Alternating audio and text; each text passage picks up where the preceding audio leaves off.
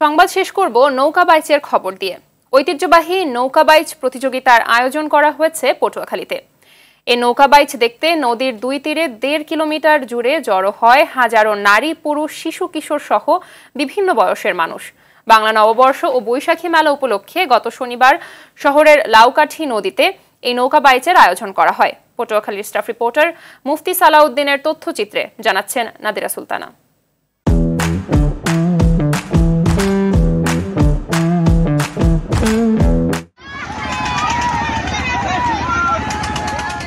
চলছে জারি সারি গান ও ঢোলের বাজনা, তারই তালে তালে দ্রুত বেগে ছুটে চলেছে বাইচের নৌকা। তা ঘিরে হাজারো মানুষের মেলা বসেছে পটুয়াখালীর লাউকাঠি নদীর দুই তীরে। এই নৌকা বাইচ শুরু হয় শহরের লঞ্চঘাট থেকে। প্রতিটি নৌকায় এগিয়ে চলছে সমান তালে, আর তখনই আনন্দে উচ্ছ্বাসিত হয়ে উঠছে বাইচ দেখতে আসা নানা শ্রেণী পেশার হাজারো মানুষ। আমি অনেক খুশি, এত এক্সাইটেড যে বলে বোঝাতে পারবো না।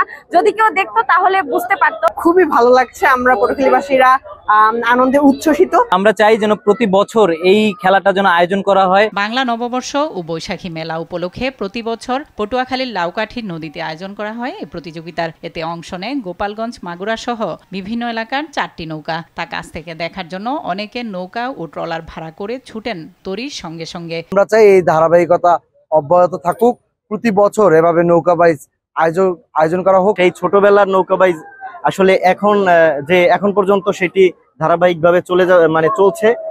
তো এইটা দেখতে পেরে খুবই ভালো লাগছে। প্রতি বছর যদি এই নৌকা বাইচটা হয় তাহলে পটুয়াখালীর উন্নয়নের সাথে পটুয়াখালীর মানুষ আরো একটা আনন্দ ভাগাভাগি করে নেবে। প্রতিযোগিতায় প্রথম হয়েছেন মাগুরার সোনার তরী দল, দ্বিতীয় হয়েছে একই জেলার মায়ের দোয়া দল। পরে বিজয়ীদের হাতে পুরস্কার তুলে দেওয়া হয়। আমি আজকের এই নৌকাবাসী প্রথম স্থান করতে আমার খুব আনন্দিত।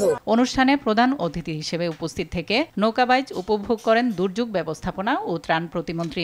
আগামী দিনে এই ধরনের অনুষ্ঠান আরো করার জন্য আমরা তাদেরকে উৎসাহ করব, এবং আমরা এই পটুয়াখালী অনেক ঐতিহ্যবাহী জেলা, এবং এই জেলা তাদের ঐতিহ্যকে ধারণ করে আরো অনেক সাংস্কৃতিক অনুষ্ঠান করবে।